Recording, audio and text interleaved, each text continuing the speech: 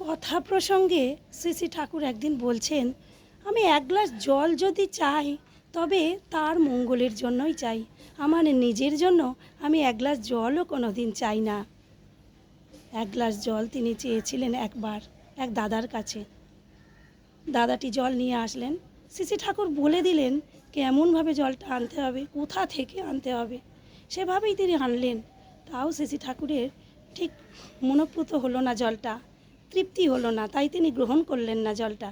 তারপর আবার আনতে বললেন। এইভাবে কয়েকবার ওই দাদাটিকে জল আনতে বললেন। দাদাটি বেশ কয়েকবারই আনলেন, কিন্তু কিছুতেই ঠাকুরের মনের মতো জল আনা হচ্ছে না। শ্রী শ্রী ঠাকুর শেষে বললেন, তোর বড় মার কাছে যা, বড় মাকে গিয়ে বল আমি জল চেয়েছি। সেই দাদাটি বড় মার কাছে যাচ্ছেন খালি গ্লাস নিয়ে। যেতে যেতে এক দাদার সঙ্গে দেখা।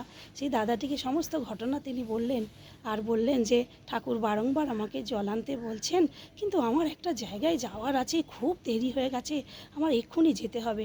সেই দাদাটি বললেন, ঠিক আছে, গ্লাসটা আমাকে দাও, আমি শ্রী শ্রী বড় মার কাছ থেকে জল নিয়ে শ্রী শ্রী ঠাকুরকে দিচ্ছি, তুমি চলে যাও।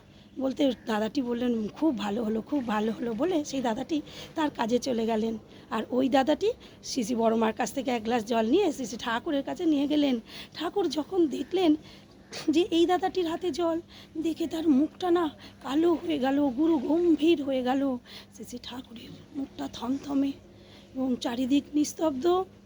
ঠাকুর চুপ করে গম্ভীর হয়ে বসে আছেন আর বলছেন যে ও কোথায় গেল, তুই কেন জল আনলি? সেই দাদাটি সবিস্তারে সমস্ত বললেন।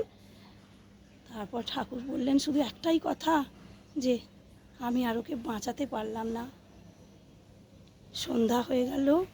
সন্ধ্যার সময় খবর আসলো ওই দাদাটি যে নিজের কাজে চলে গেছিল শ্রী শ্রী ঠাকুরকে জল না খাইয়ে, সেই দাদাটি বিষাক্ত এক সাপে কামড়ে মারা গেছে।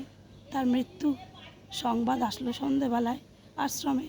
ঠাকুর হাউ হাউ করে কাঁদলেন, বললেন, মণি, তোদেরকে বাঁচানোর জন্য এত চেষ্টা আমি করি, তোরা আমার কথা শুনিস না। তাই ঠাকুর একটা জায়গায় বলছেন, আমি যা বলি তা তোরা শুনিস না, এতে আমার কোনো কষ্ট নেই, কিন্তু আমার কথা না শোনার জন্য